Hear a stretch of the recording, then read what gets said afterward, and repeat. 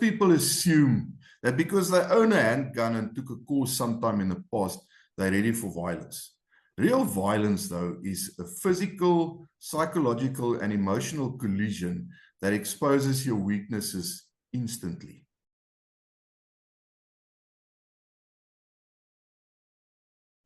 Today, we're talking about risk tolerance, self-defense, and the reality of violence in South Africa, but also elsewhere.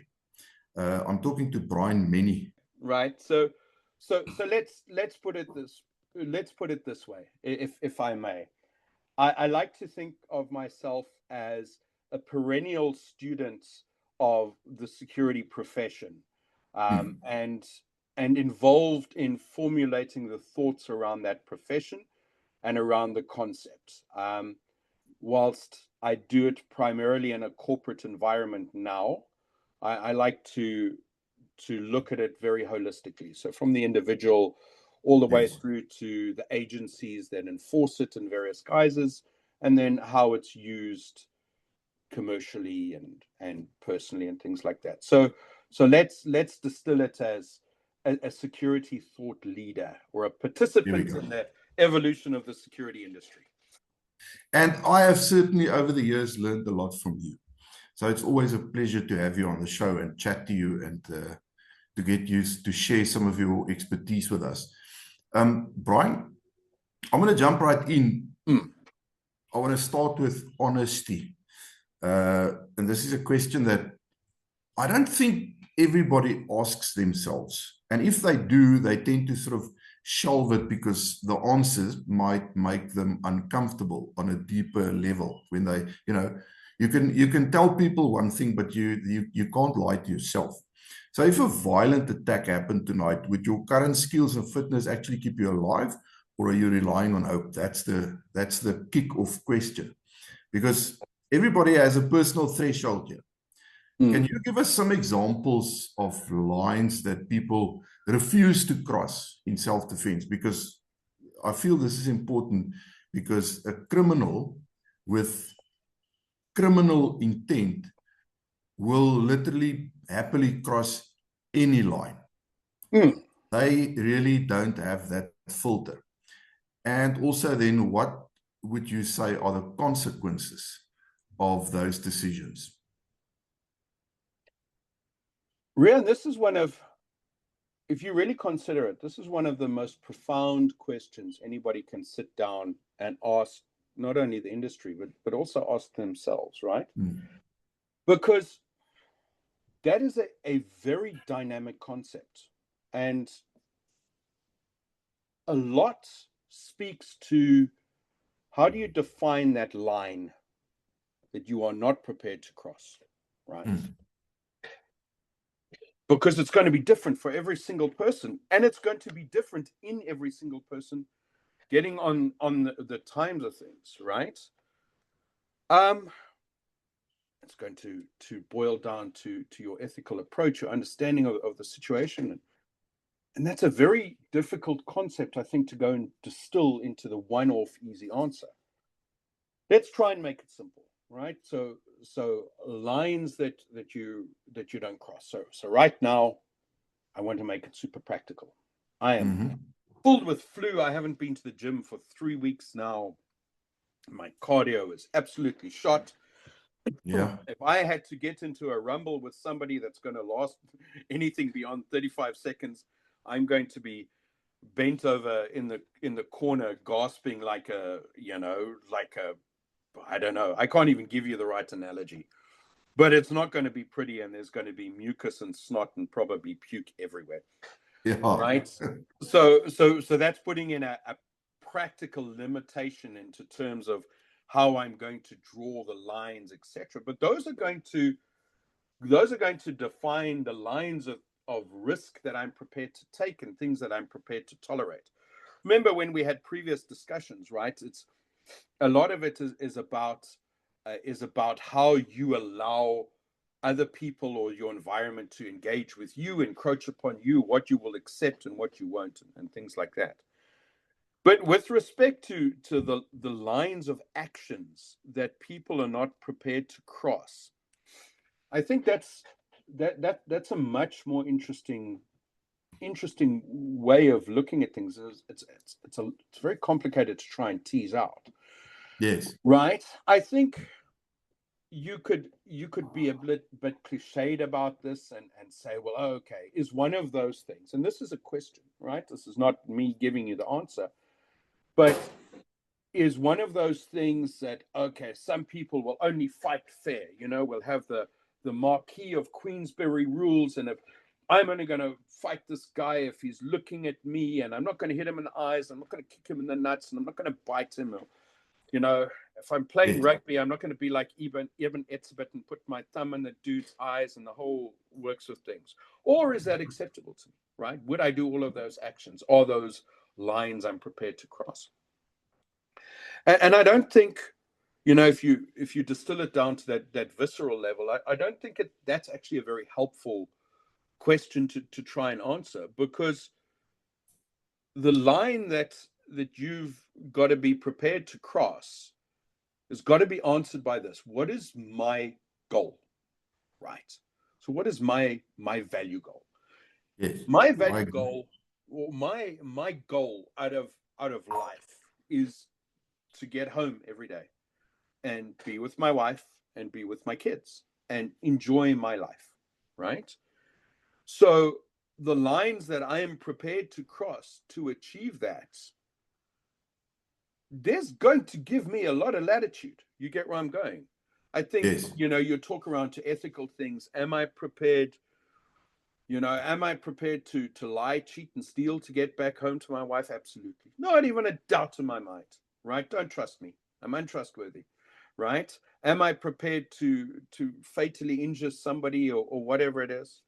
You go back to the contractors in Iraq, especially in the early days, right? And in Afghanistan as well, when you had kids triggering IEDs, is your line, would you shoot a kid? Right? Well, shoot a kid, go home. Shoot a kid, go home. I don't know. Every person had to answer that then, and every person had to live with themselves if they did get into that situation where they answered it. Yes. Would you do X to achieve Y? Right. So those are the questions I think you've got to ask in terms of what actions you would do to achieve the goal that you set for yourself. Right. Every single person. Sorry. These are also they like internal rules that you set for yourself. Yeah. A long time Absolutely, ago. right. And those will tend to shape your behavior before you encounter a violent threat. So odds are that whatever those rules are for you, and it will differ from person to person, that's part of what you're going to be falling back to if you are confronted with violence. And Rian, it's really easy to be flippant about them, right? But then there's also some really real internal dynamics or situations that people should look at and address and say, well, am I prepared to do this? So let me give you one of these. If there's a woman and her child is there and her child is being threatened, I'm going to give you a horrific example, but life can be horrific on occasion. So if there's a woman there and her child is being threatened, someone's holding a blade to her child's throat or whatever, and a perpetrator says, you will sleep with me or I'm going to cut your child's throat. Does she submit to the rape to do that? Right? You get where I'm going, and those are really individual parameters that people need to think upon and reflect and do that. But at the same token, you cannot overwhelm yourself with dwelling on the moral or ethical issues that may or may not arise, because there's another element to this, right? So a lot is made in the media, and a lot is made in entertainment and in Hollywood, and again also in the social media discussions, and even by lots of experts. Oh, well, you're going to have this massive emotional turmoil because you've taken the life of another human being if you are forced to defend yourself using lethal force. Okay. Well, that may be true for some people. It may absolutely be true for some people. It may not be true for other people, right? It's such a nuanced and niche question that every person's got to go and set aside some time. What would I be prepared to do, and can I live with what I'm going to do, right, to get home, but also not be overwhelmed by it, right? Because you don't want to be in that situation where you're in that big fight, you've got your knife, you've got your gun, you've got the person in the chokehold, and say, well, can I watch them lie? Am I going to condemn myself to a life of emotionele zielswroging, all right? You tear yourself apart emotionally because you've acted definitively to save your life by taking the life of somebody else. Again, that's super personal, and you got to think about it, but you can't let it overwhelm you. That's a really silly answer, I know, right? But I guess the answer is this: you can't answer that question broadly. You have to, No, you have to let a it's person it's an think about it for individual, themselves. Yeah. but one can talk about it in general, because there are some general guidelines that I feel apply to everyone. Like, for instance, decision making when it comes to your own safety, and decision making when it comes to your family's or your loved one's safety. That changes your decision making. How would you say that changes? Wow. Yeah, you're all about the difficult questions today, right?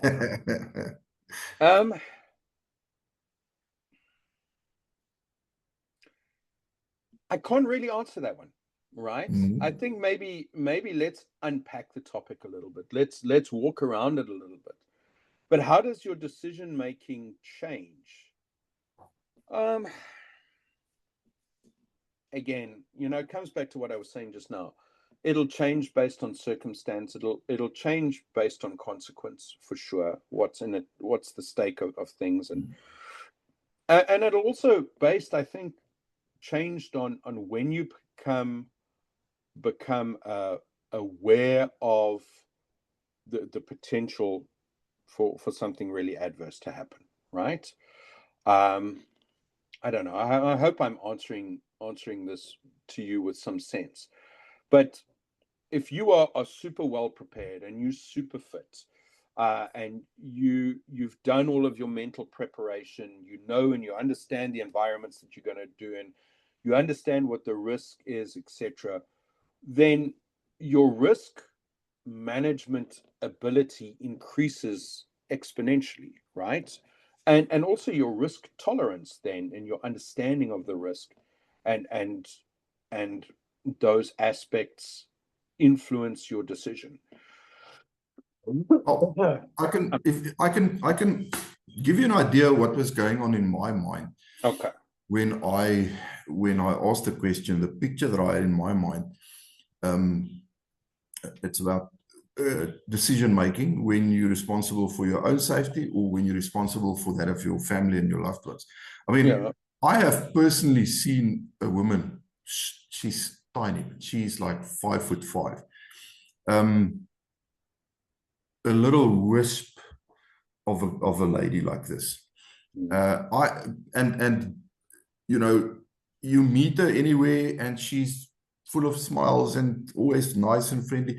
I have seen her turn into a ferocious tiger when something, and in this case, if I remember correct, because it's a long time ago, I think it was a dog that got out of its yard. Oh, it's always a dog was going to I'll tell you just now. Yeah, coming for her, well, for them, but her little boy at that stage.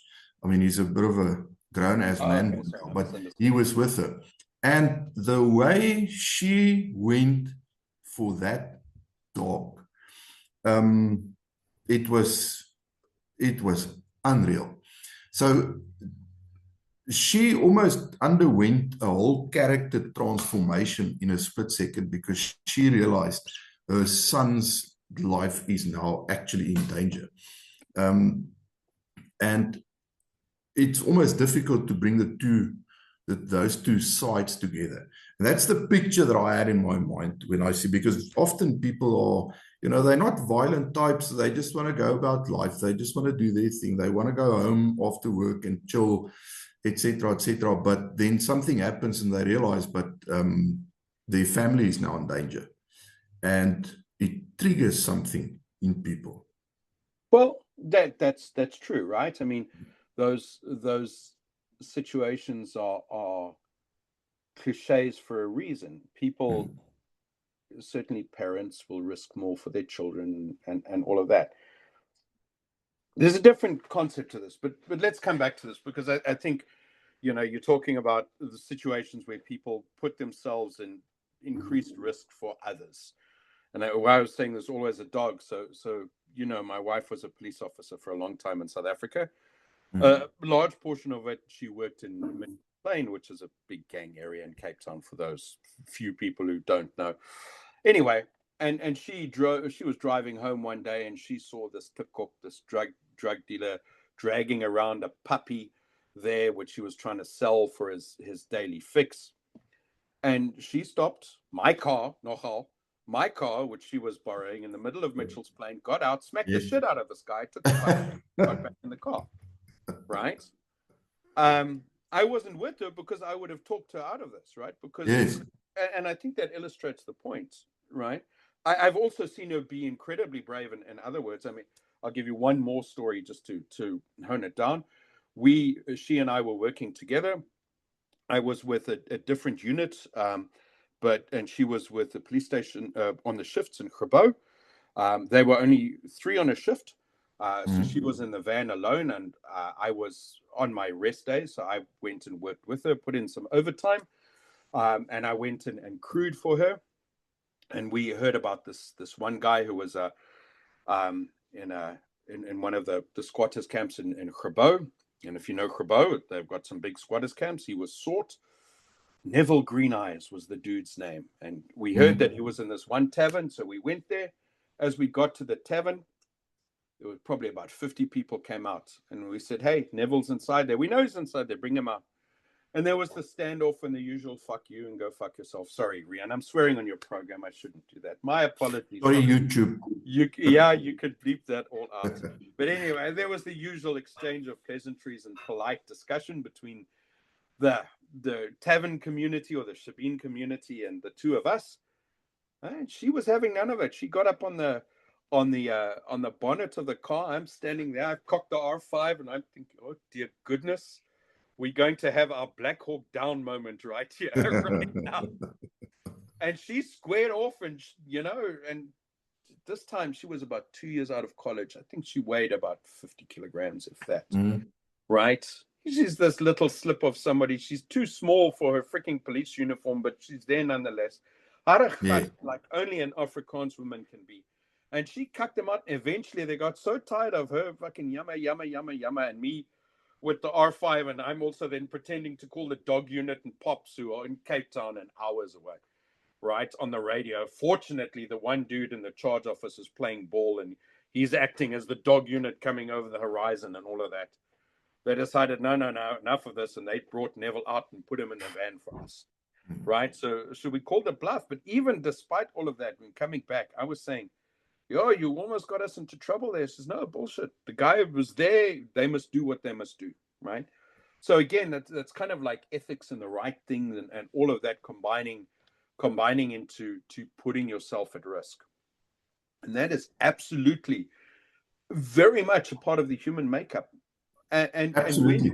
But Rian, here's the opposite to that, right? So when you go and do something, especially if you're in a position where you need to take where you need to manage that risk professionally, you cannot be as cavalier with safety, right? So for example, if I was looking after you and we were going to go and do something in Baghdad, I would not, and I was planning all of your movements and things, I wouldn't put you in those positions. I wouldn't plan into those positions. Or if we absolutely had to go into an environment where the danger was that much more extreme, I'd put in place a lot of mitigation for it. You get where I'm going? Because ultimately, my goal there is not as noble, and this is potentially nobility, right? Would I run in and put myself at risk to save you, Rian, to a degree, absolutely, right? Because you're my principal and that's my job. Am I going to be the one standing in front of the bullet knowingly? Oh, goodness, they're shooting and it's, I don't know, Brian. I honestly, and it sounds weird for somebody who used to do this as a profession, would I have jumped in front of the bullet to save my principal? Not consciously. No, I don't think so. And I don't think any true professional would do that. Maybe the Secret Service guys, like the guy who stood in front of the bullet for Reagan. Maybe him. Well, I think Maybe that's that's part the of mindset. Yeah. that Maybe to me that's is, sorry, Brian, it's part of the whole build up to this conversation. When we spoke about personal thresholds. And to me, that is one of them. If you know that this area that you are entering into is known as an area that is that presents a lot more potential for danger, then rather don't go there, or go in daylight, or something like that. That to me is it's part of this whole conversation, because again, that's a choice that you make before the time, and that decision can have a real life consequence, depending on whichever way you choose. If you decide, okay, I'm not going to undertake my drive down to Cape Town through the night, because of the condition of our roads and all of these things that we're reading about all the time. I am going to sleep in, and I'm going to get up at 5 so I can leave home at 6 so I can drive during the day, the daylight, instead of during the night. That's a decision that you make before the time that can ensure a different outcome. And it's also a danger, because if you can see stuff, maybe you can get out of the way better than something that comes at you out of the darkness, and suddenly it's in your headlights and you can't miss it. But Rian, I think it doesn't even have to be about a potential defensive situation. You can draw it so much wider. But Rian, I think also that's, there is a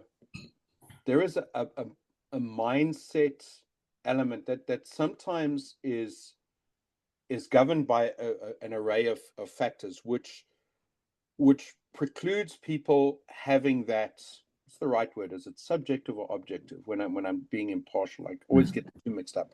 That subjective perspective of risk, right? So, is the juice worth the squeeze? Is the situation, do our actions warrant what the value outcome is, etc. And that can both be a very powerful mindset block. Let me explain. Way back when I was in Afghanistan, so I was there, and there were two former SADF guys on the same project.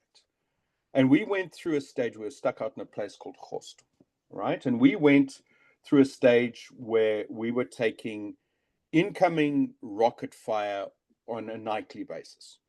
And it followed a pattern. It would typically start at about 11 o'clock, right? Or the first rockets would usually be launched about that. And then we'd have sort of sporadic once an hour or whatever it was until about 3 o'clock in the morning. And every time our protocols were, when the rockets went in, we'd get our principals, we'd put them in the bunkers, we'd all stand to. So what I did was I said, well, okay, this is a regular pattern. After like the first 3 or 4 days, we recognize this as being a regular pattern. And I said, okay, well, what I'm going to do is I'm going to adjust my schedule. So at 10 o'clock every day, I got up, I got my principals and I put them in the bunkers, and I said, hey, you guys, sleeping bags, cots, whatever. We had little bunkers outside our things, bunkers, shelters, I guess. You guys park off in there, and I would park off and sit on top of our shelters, wait for it all to happen, and then, usually about 3 o'clock in the morning, get them all back in, let them sleep in until 9 o'clock or whatever. And my two SADF peers were "Oh, Bryan, you're just being scared. Why are you sitting up on the bunkers all night?" I said, "Why?" Because in their mindset was, "Oh, we'll just tough it out. They can't hit shit anyway, and you know, we're not going to be bothered about the things." I said, "Okay, that is your way of doing things. I don't see it the same way.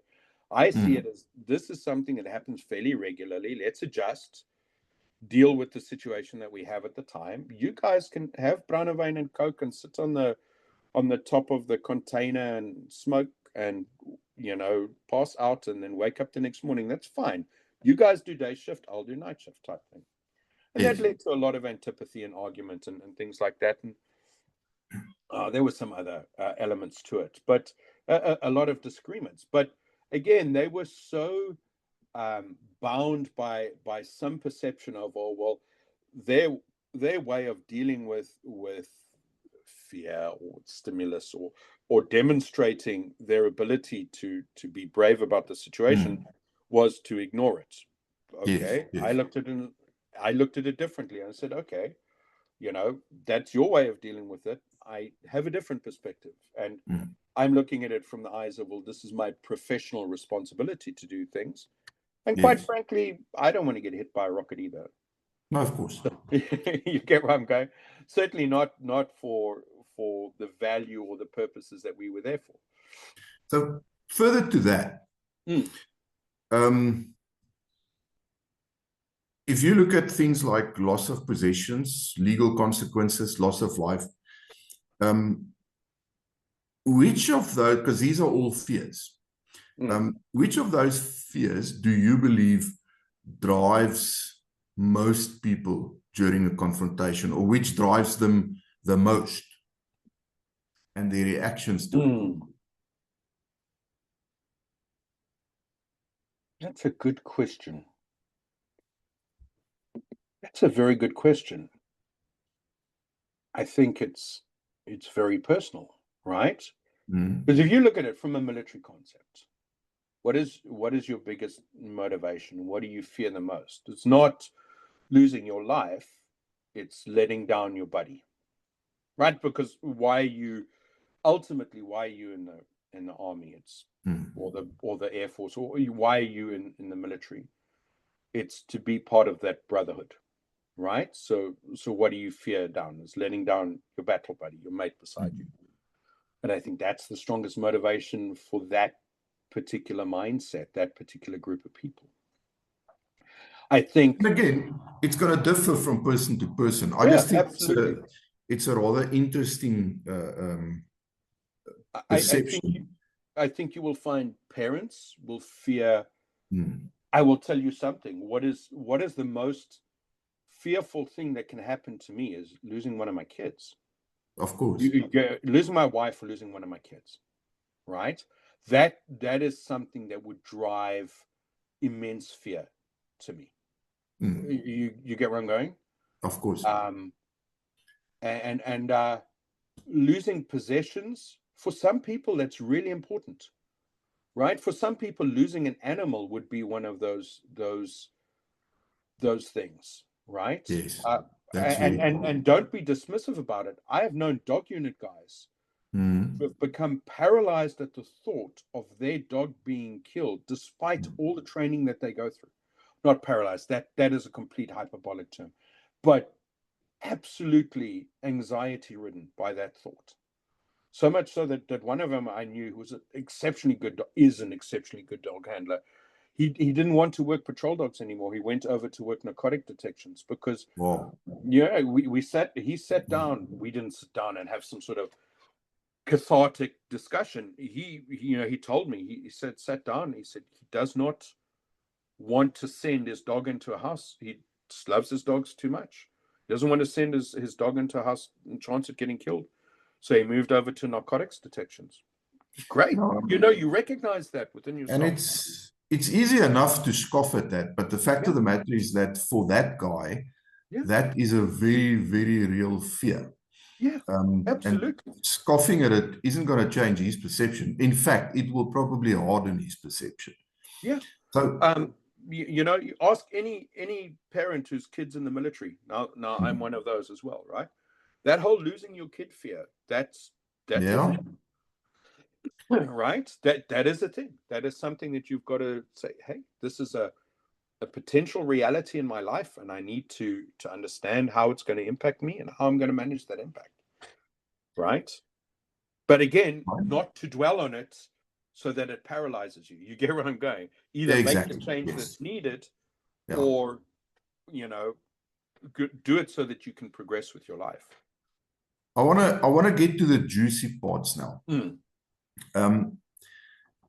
What do you see as the biggest gap between the confidence of your average gun owner and the actual objective capacity to survive real violence? That's a good one. What is the biggest gap? Can I surprise you a little bit? Do you know what I think the biggest gap is? Yeah. They underestimate themselves. I think the average gun owner thinks that if they use their firearm for its purpose, it will impart some sort of overwhelming or crippling emotional response in them. Or that they won't be able to prevail in this situation. They imbue the criminal with some sort of superpower. So one of those two elements, that I think is the biggest gap, right? Is that they give the criminals too much credit. Is that the right way of saying it? No, I think it's true. They overestimate the criminal, and they underestimate themselves. They think that, okay, I need to be some sort of special forces trained dude to win in a gunfight. No, you don't. Do you have training? Should you have training? Well, it's a good thing. It's better to have training than not. It's better to train regularly than to just train once. You empower yourself by upskilling yourself. But shit hits the fan moment. Yes, you are going to devolve to the level of your training. And if the level of your training is low, then that's what you're going to have to work with. But it's a little bit like, okay, that's what I've got. Now I need to suck it up and push through. And people underestimate their ability to suck it up and push through. You get where I'm going? Well, that to me is where the value of good training really kicks in. Because, sorry, Bryan, you're breaking up. Say again. Okay, I'm back with you. Can you hear me? I can hear you, but there we go. You're back. So I'm just going to start with that one again. Yeah. What I was saying is that to me is where the true value of solid training starts kicking in. Where if you start performing more and more in scenarios where you are working under induced pressure, you more and more start understanding your own limits, and you start fixing them if you keep on working at it. So that underestimation can actually then in that way be turned into a positive for you. Absolutely, right? Because you learn more about yourself, you explore yourself, you develop yourself. And that's absolutely true, right? But, and again, please don't mistake my way of thinking where I'm saying training is not needed. I want to emphasize this again. I am one of the biggest advocates. I have written on this extensively, spoken about it extensively. You should train often. Use every opportunity to go and train, and train as much as you can. It will always make you better.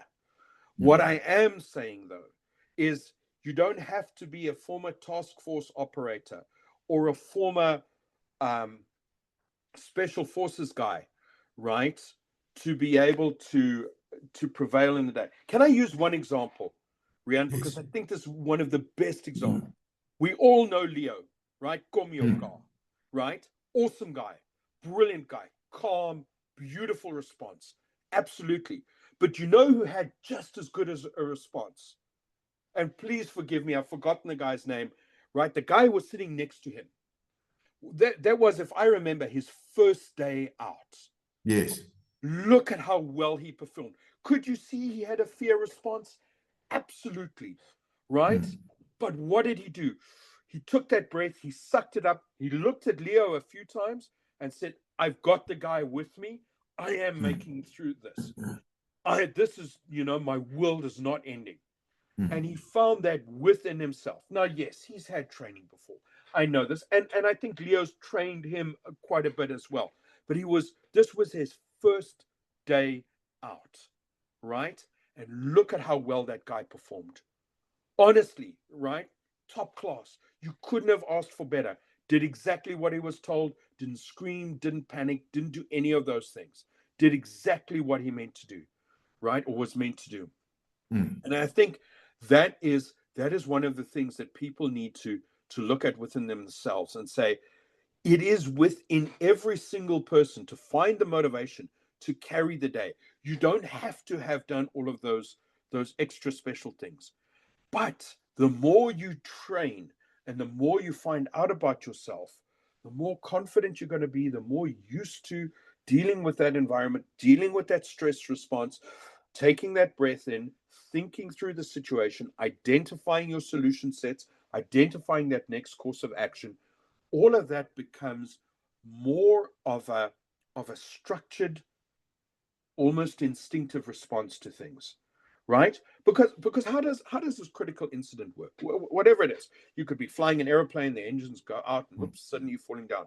You don't just freeze there. Oh shit, Paul is lost. Woe is me. I'm gonna die. Yes. You say, okay, what's the next thing I have to do? Okay, this is it. I have to do X. Okay, and then what is that? So I'm going to live through this 2 seconds.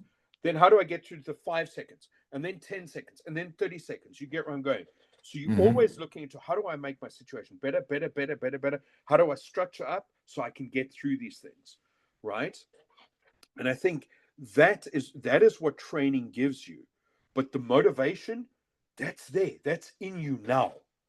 And I think that's one of the key messages that you can convey to people is you are your best first responder. You don't need to Yep. wait for the talkies. You don't need to wait for the intervention unit. You don't need to wait for that. You are your cavalry. You have it within you, and the training lets you bring that out, right? So the flip side of this same coin is obviously overconfidence. And it's also true that lots of people overestimate their own response and how they'll perform under real stress. What kind of training or simulation do you think reveals the truth of that the quickest? From a professional perspective, go and do some crisis management simulations, especially those delivered by real experts that tax you.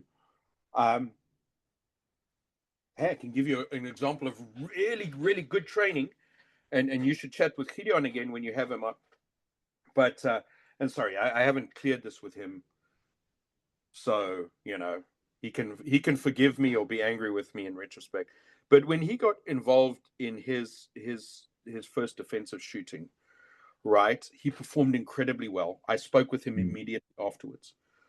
He exercised really good emotional control, really good situational control. He'd done an outstandingly good job. Of course, it was a completely lawful shoot. He defended two other people who were with him, without a doubt, saved their lives, saved his own life. Did exceptionally well. And at that stage, he had not done a lot of firearms related tactical training, if I can call it that. But what had he done that had stressed him? He was a commercial pilot. He'd been in that simulator how many times, right? That's true. Yes. He'd had that test of the responsibility of hundreds of lives in that big aluminium flue creating pipe, right? And he'd gone through this, and he'd learned how to take that breath and go from second to second to second to second. Okay. And it also exposed him to the reality. This is what I can do. This is what I am capable of. But this is also why I shouldn't be cocky about things. And the same training that teaches you what you're capable of also teaches you what you shouldn't be cocky about. What is the best? Well, again, in Gideon's case, the pilot training was superb. And I think in a general sense, you're also an old Air Force guy. The training that they give pilots in the Air Force is outstandingly good. The training they give everybody in the Air Force is outstandingly good, right? I think they produce such a good level of performance. They used to, right? They have such a poor level of fucking management. Let's set that aside. But they used to produce such a good level of performance in the Air Force, Yes. right? Regardless of what you were doing it exceptionally well. You knew your capabilities. That sort of structured training, that sort of build up, etc. Another one that's incredibly good about teaching you discipline and control, and not becoming that cocky thing is pretty much any good martial arts training, right? If you look at Brazilian Jiu-Jitsu, and you get onto the ring and you're a big, powerful guy, and then you get choked shitless by some little, 16-year-old who knows his stuff. Yes, been there, done that. Yeah, you learn some humility. You get right there. You get in the boxing ring and you get smacked around a bit. You learn some humility. So I think I think that is the sort of exposure that you're looking at is those opportunities where you can test yourself. Yes. Play rugby. You'll learn lots of humility playing rugby. You get where I'm going? Those types of sporting events, boxing, rugby, wrestling, all of those teaches you manners. It teaches you to be humble. It teaches you how to engage with others. And I think that's that and being a little bit true to yourself, right? Those are the aspects that counteract that some sort of confidence. Here's, and you'll forgive me, Rian, I'm waffling a lot, but you asked me to talk to you, is I can remember sitting down, again, this was in Grabo. A lot of shit used to happen in Grabo when I was in the police. And we get really good intel. Okay, there's 4 armed robbers, positive. We know exactly where they are. And we're putting together a plan. And the guy, so there's us from the intelligence unit. Okay, and Bryan, you're gonna go through the door first. You've had your experience and this sort of thing. You're our guy for this sort of tactical situation. Hey, and now I'm feeling like the man. You know what I mean? And then thank goodness for this inflated ego, the real experts pitched up, right? So the task force got the special task force. Yes. And suddenly I'm like, push back. Okay, you guys don't have to worry about it. These guys are here. They're going to do that. But here's what they didn't do, Rian. They didn't come and then say, "Oh, ons is die manne. We hear the pros from Dover or whatever." They came to us, and they were humble. They came to us and they said, "Hey, you guys are the intel experts. This is what we need from you. Please, thank you for all of the stuff that you're doing, X, Y, and Z." And they did their job, but they didn't come with that breaker attitude. They were humble, they were on point, and they did the job. Bang, right? And if anybody deserves to walk around with a little bit of cockiness, it's probably guys like that, right? But they don't. They don't. Why don't they? Because they test themselves all the time. They know what they're capable of. They know their limits. They know exactly. Their training enhances their capability, but decreases their ego. Bryan, I'm gonna end with this question. Yeah. Because it's something, I mean, you've also had this so many times over the years. How does someone walk that fine line between being prepared and being paranoid? Or in the same breath between being responsible and being reckless? Let's look. How do you walk the line between being prepared and being paranoid? I don't know. I don't know how to do that. So maybe it's your own sense of ridiculousness and your own sense of what is possible, what is likely, what is potential, right? Again, use an example. If somebody said, "Oh, okay, prepare for the nuclear war with Russia," you know what my idea of preparing for the nuclear war with Russia is? Go out and spend as much as I can, have a massive party, blow out my credit limits and all of that, because what are you going to do? Exactly. Right? It's going to be flashbang, goodbye, right? And there are other people who are going to say, no, but you can hunker down and build a life after that and all of that. I don't know. I don't know if I want to have that life, right? So would preparing for life in a bunker be paranoid?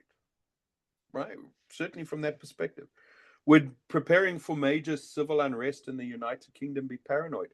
Hey, 3 years ago, 4 years ago, yeah, sure. I don't know if that's the situation. I don't think so. I think major civil unrest is fairly likely. Preparing for how that's going to impact you is something that I think responsible people should do, right? What does that preparation look like? Well, that's something different.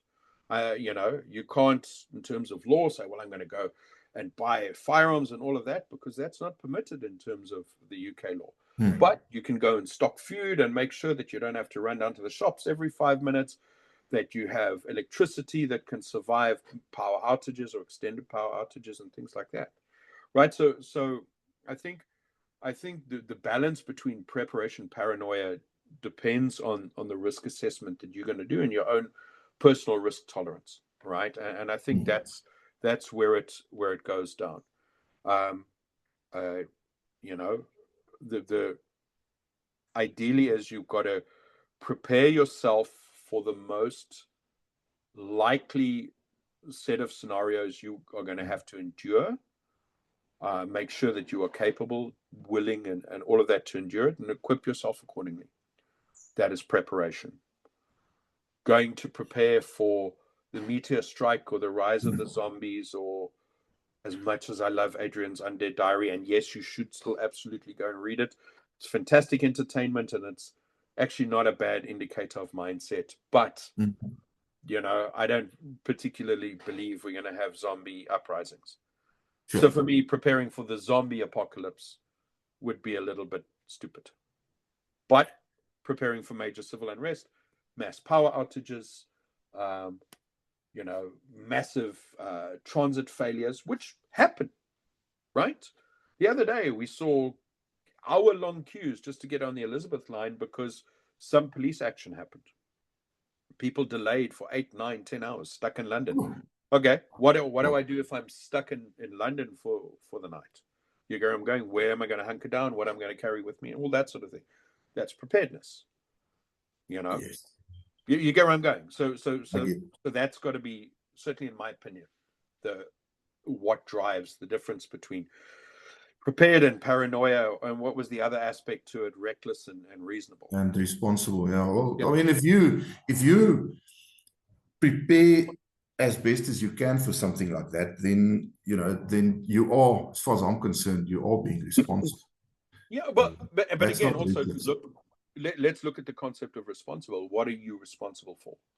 You get where I'm going. So you're going to be responsible for 3 kids, your wife, your mom, etc.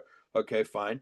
Then that's got to factor into how I see the situation and what the risks that I'm going to be mitigating and what my risk tolerance is going to be. Okay. Right? Because can I get up and run out of the house? Sure, I am capable. My mom and her mobility aids, not so much. You get where I'm going. So I've got to keep her because I'm responsible, etc. So I've got to keep that in mind. All of those things factor into your reality and then your perception of the situations you're going to need to deal with. But I will say this, Rian, from any context, whether you're in South Africa or not, those 2 posters behind you, I think, are fantastic Fantastic program that more people should be involved with, right? And doesn't necessarily have to be battle fit, although I love the concept of battle fit. I absolutely do. But, you know, that's always going to make your life better. Be fit, be mobile, be strong, be athletic, right? The Lone Operator series or program, which is all about upskill and all about training. And the awesome thing is training over time and training with a group and getting that ethos together. I think, and I'm not here advertising, you definitely didn't ask me to advertise these for you, but I've seen those concepts and I've seen what you and Dion have done with it. I think it's fantastic, right? And if it's not with you guys, go and train with Brett down at Warrior Sports or Arno, or go train with Gideon in Cape Town. Go and read that article I wrote for Paratus. Lists all of the really awesome, outstanding trainers, James Smart, all of those guys. Sorry, Rian, again, I'm name dropping here. You can cut it out, I'm sure. But I spoke with James. I had a nice chat with James last week, I think. Yeah, go. And more than just that, you had that great session with David Allen, right? Go and read his books. That's going to expand your mind, not only on the recognition of body language and all of that, but the concepts of leadership, right? Amazing stuff. And also become involved in your communities. Go and join the neighborhood watch. You might not like everybody there, but go and do a little bit for the people around you, the Farm Watch, the Neighborhood Watch, AfriForum, all of those really good organizations. Go be a part of it. Go and invest yourself into expanding your own rights. Saga, they're awesome. GOSA, go and chat with Paul Oxley and Larry Marks and all of those people. Again, Rian, with it, you know, however people fit into these organizations, go and chat with Gideon about Saga and it's Damien, right? Damien, yes. Yeah, go and chat with them about how you can help with that. Go, if you're down in Cape Town, go and chat with Aziza down at CHS Guns. She's super involved with it. Go and do other stuff. Go and hit up Walt from Wild. You've had Walt on lots. Go and do his medical courses. But more than that, he runs a great program for wilderness survival. Go and hit him up. Go and do stuff like that. It's going to make your life better. It's not to say that, you know, you should think that I'm going to have to escape and evade across the Klein Karoo or be the Suidlanders or whatever the thing is, right? It's about making your life better and increasing the skills that you have, which is going to increase your options and your choices. There we go. Cool. All right, Brian, I'm going to end it there. For the viewers, thank you very much. Your responsibility is to be prepared without becoming obsessive or even aggressive. Balance is personal, but preparation matters universally. Please like the video. Please subscribe to the channel, and as always, smash that bell icon so you can get notifications of all our new videos coming out. And if you are interested in training, there's a link in the description below that will give you access to the Lone Operator training. Check it out. We look forward to meeting you on a range one of these days. Brian, thank you so much for spending this time with me. Much appreciated. Anytime, brother. Anytime, brother. Thank you. Thank you.